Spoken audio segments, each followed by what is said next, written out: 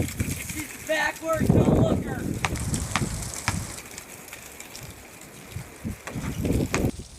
This is the one block shot.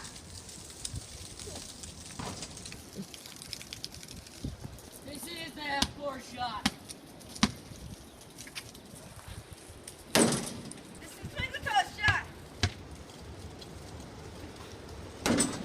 This is the 2-point hook shot. This is the hose shot. This is the football shot. This is the around the world shot. This is the around the world shot.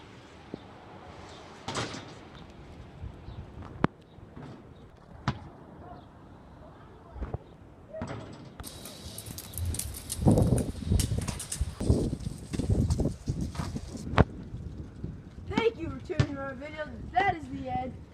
I'd like to give a big shout out to the Michigan Wolverines tonight in the NCAA tournament against Tulsa.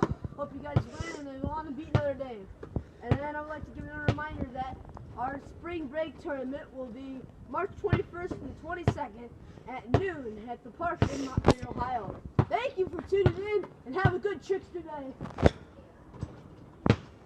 What do you think that, Charlie?